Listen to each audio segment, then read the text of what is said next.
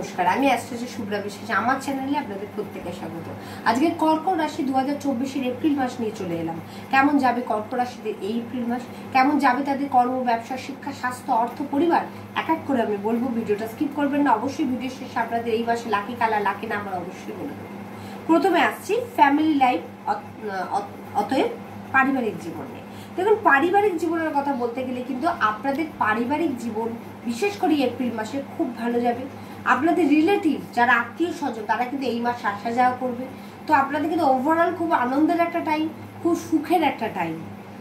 এরপর আসছে শিক্ষা। শিক্ষার ক্ষেত্রে একটাই কথা বলবো যে শিক্ষার ক্ষেত্রে আপনি ভালোভাবে চলছেন, ঠিক আছে, বন্ধুদের সঙ্গে মিশছেন, ঠিক আছে, কিন্তু এই টাইমে না আপনি আপনার ক্রোধটাকে নিয়ন্ত্রণ রাখুন। মাথা ঠান্ডা করে পড়াটা নেওয়ার চেষ্টা করুন। শিক্ষাটা আপনি কিন্তু শিক্ষাস্থানে গিয়ে নিজের ব্যবহারে কোনো রূঢ় আচরণের মাধ্যমে কিন্তু শিক্ষার ক্ষেত্রটাকে নষ্ট করতে পারেন এবং আপনার জন্য আপনার বাবা মা কিন্তু মাথা নত হতে পারে। তো সেই জায়গাটা আমি বারবার বলবো, নিজের ক্রোধকে নিয়ন্ত্রণ করুন, নিজের কথাবার্তাকে নিয়ন্ত্রণ করুন, নাহলে কিন্তু একটু প্রবলেম আসতে পারে।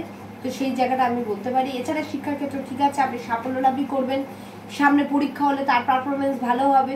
শুধুমাত্র যার সাথেই কথা বলুন না কেন, স্কুলে হোক বা আপনি কোনো কলেজে পড়ছেন, ইউনিভার্সিটিতে পড়ছেন, তো যেখানেই পড়ুন না কেন, একটুখানি কথাবার্তাটাকে ঠিক রাখুন, ব্যবহারটাকে ঠিক রাখুন, যাতে শিক্ষক শিক্ষিকার সঙ্গে আপনাদের রিলেশনটা ঠিক থাকে এবং আপনার যারা পড়াশোনা করছে ক্লাসমেট তাদের সঙ্গে মানে রিলেশনটা ঠিক থাকে। সেই জায়গাটা কিন্তু রক্ষা করার দায়িত্ব আপনার নিজের। এরপর আছে কর্মের ব্যবসা। কর্মের ক্ষেত্রে কোনো রকম অসুবিধা নেই। এই টাইমে আপনি সহযোগিতাই পাবেন। আপনার নিজের পারফরমেন্সটা এই টাইমে খুবই ভালো হবে যে এবং এছাড়াও নতুন দায়িত্ব আপনি এই টাইমে পাবেন এবং সেই দায়িত্ব নিয়ে আপনি সামনের দিকে এগিয়ে যাবেন। এর ফলে প্রমোশন, ইনক্রিমেন্ট এগুলো হওয়ার চান্স প্রবল পরিমাণে রয়েছে। এরপর হচ্ছে ব্যবসা। ব্যবসার ক্ষেত্রে আমি বলবো যে বড় কোনো ইনভেস্টমেন্ট করার আগে কিন্তু খুব বুঝে শুনে করুন। কাগজপত্র দেখুন, সমস্ত কিছু ডিটেলস দেখুন, দেখার পর যাচাই করার পর তারপর আপনি ইনভেস্ট করুন, নাহলে কিন্তু লস হওয়ার একটা চান্স কিন্তু এই টাইমে থাকবে। এরপর হচ্ছে প্রেম এবং বৈবাহিক জীবন। প্রেমের ক্ষেত্রে আমি বারবার বলবো একটু টাইম দিন, একটু বোঝার চেষ্টা করুন। আপনার প্রেমিক বা প্রেমিকা যিনি আছেন তাকে একটু বোঝার চেষ্টা করুন, তার মনটাকে একটু বোঝার চেষ্টা করুন, একটু সময় দিন।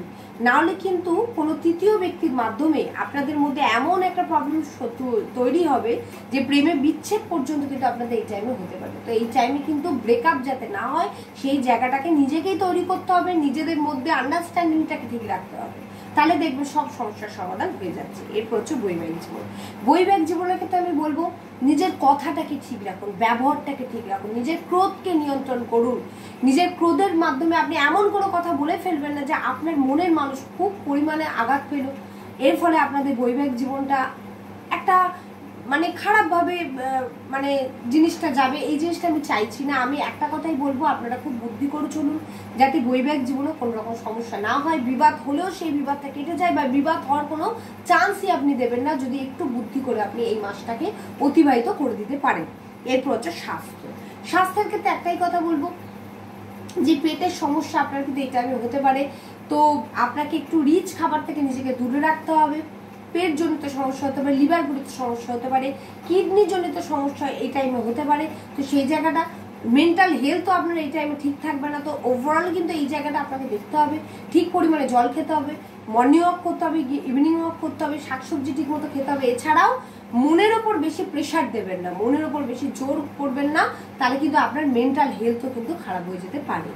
তো এটাই আমার বলার কথা, একটু সাবধানে থাকুন। এরপর হচ্ছে রাশি উপাদান যদি বলতে হয়, আপনার রাশি উপাদান হচ্ছে জল, জলতত্ত্বের রাশি আপনার, রাশি অধিপতি হচ্ছে চন্দ্র।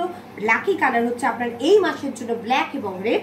লাকি নাম্বার হচ্ছে 7 এবং 29। আমি সবসময় চেষ্টা করি যে আগে থেকে ভিডিওর মাধ্যমে আপনাকে সতর্ক করে দেওয়ার জন্য যে কিভাবে আপনাকে পরিচালনা করতে হবে পুরো মাসটা, তবে আপনি সুন্দরভাবে এই মাসটাকে নিয়ে যেতে পারবেন, মাসটাকে কাটাতে পারবেন।